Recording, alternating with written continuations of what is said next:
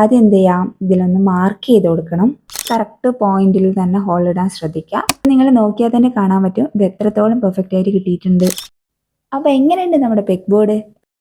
നമ്മുടെ സ്വാതിക്കുട്ടി കുറേ ദിവസമായി പെഗ് ബോർഡ് ഉണ്ടാക്കാൻ പറയുന്നത്. അപ്പോൾ ഇന്നത്തെ ക്രാഫ്റ്റ് അതാവാം. ഞാനൊരു കാർഡ്ബോർഡ് പീസ് എടുക്കുന്നുണ്ട്, സൈഡൊക്കെ ഒന്ന് കട്ട് ചെയ്ത് മാറ്റുന്നുണ്ട്. അധികം വലിപ്പമില്ല, എൻ്റെ കയ്യിലുള്ളത് എടുത്തതാണ്. അപ്പം നിങ്ങളുടെ കയ്യിൽ ഇതിനും വലിയതുണ്ടെങ്കിൽ അതെടുത്തോ.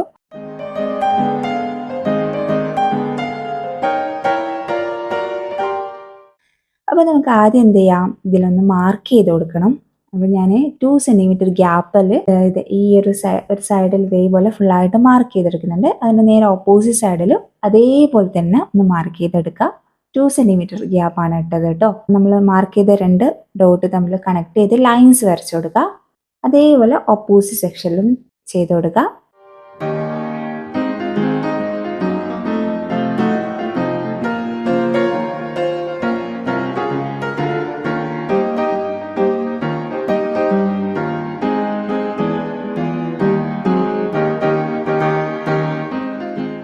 എല്ലാത്തിനും ജോയിൻ ചെയ്ത് വരുന്ന ആ ഒരു പോയിന്റിൽ നമ്മൾ ഹോൾ ഇട്ട് കൊടുക്കണം.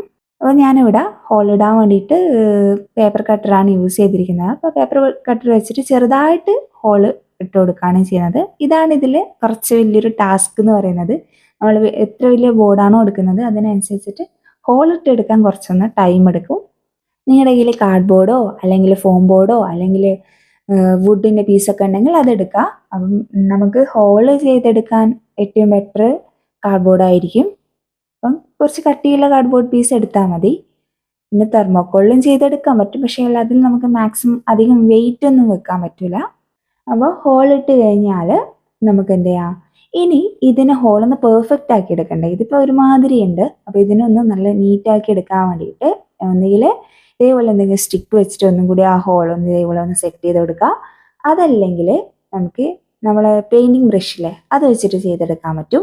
ഞാനിവിടെ എൻ്റെ ഒരു പഴയൊരു പെയിൻറ്റിങ് ബ്രഷ് എടുത്തിട്ടുണ്ട്. അത് വെച്ചിട്ട് ഈ ഹോള് നമ്മൾ ചെയ്യുമ്പോൾ നല്ല പെർഫെക്റ്റ് ആയിട്ട് നല്ല അടിപൊളിയായിട്ട് നമ്മൾ പഞ്ചിങ് മെഷീൻ വെച്ചിട്ട് ഹോൾ ഇട്ടതുപോലെ നല്ല പെർഫെക്റ്റ് ആയിട്ട് കിട്ടും. അപ്പോൾ ഇതേപോലെ ഒന്ന് എല്ലാ ഹോളും ഒന്ന് സെറ്റ് ചെയ്തെടുക്കുന്നുണ്ട് ഞാൻ. പിന്നെ വീഡിയോ കാണുന്നവരാരെങ്കിലും ലൈക്ക് ചെയ്യാൻ മറന്നിട്ടുണ്ടെങ്കിൽ വേഗം ലൈക്ക് ചെയ്യുക. അതേപോലെ സബ്സ്ക്രൈബ് ചെയ്യാത്ത ആരെങ്കിലും ഉണ്ടെങ്കിൽ ഒന്ന് സബ്സ്ക്രൈബ് ചെയ്ത് കൂടി ഒന്ന് സപ്പോർട്ട് ചെയ്യാം. നിങ്ങളുടെ സപ്പോർട്ടാണ് നമ്മുടെയൊക്കെ വിജയം. അപ്പോൾ സപ്പോർട്ട് ചെയ്ത് കൂടെ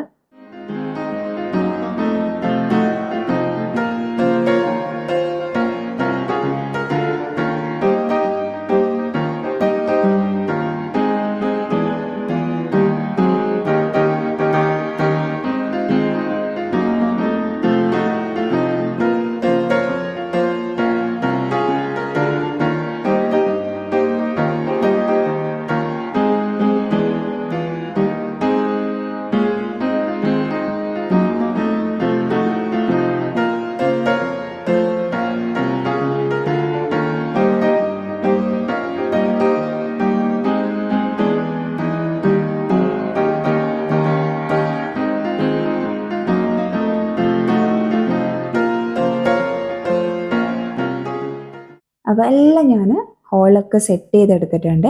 അപ്പോൾ ഇതിനൊക്കെയാണ് നമ്മൾ ടൈം എടുക്കുക. ഇതിൽ മെയിനായിട്ട് ടൈം എടുക്കുന്ന ഒരു പ്രോസസ്സ് എന്ന് പറയുന്നത് ഈ ഹോള് സെറ്റ് ചെയ്യുന്നതാണ്.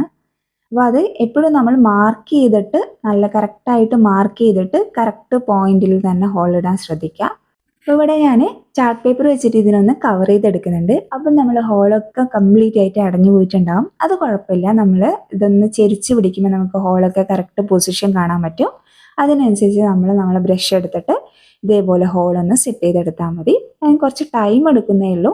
നല്ല നീറ്റിൽ കിട്ടും. നല്ല അടിപൊളി നമ്മൾ ആമസോൺ ഫ്ലിപ്കാർട്ടിൽ നിന്നൊക്കെ വാങ്ങുന്ന അതേ ബോർഡ് പോലെ തന്നെ അതേ ഒരു ഫിനിഷിങ്ങിൽ നമുക്ക് സെറ്റ് ചെയ്തെടുക്കാൻ പറ്റും.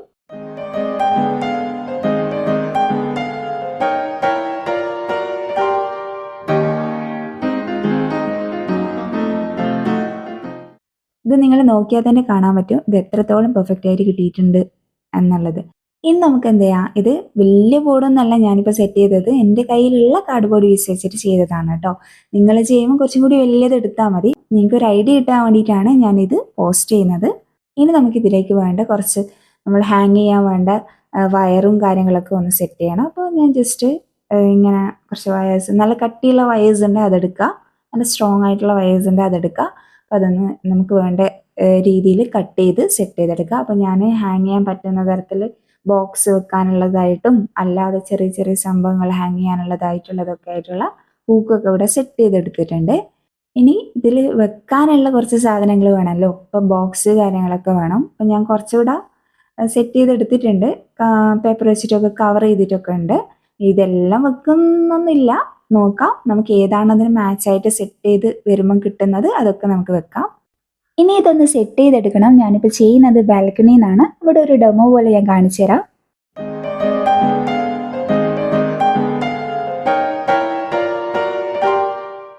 ഞാൻ വെറുതെ ചെയ്ത് നോക്കിയാണ്. ഇനി നമുക്കൊന്ന് റൂമിലേക്ക് മാറ്റാം. ഇവിടെ ഒന്ന് അറേഞ്ച് ചെയ്ത് സെറ്റ് ചെയ്തെടുക്കാം.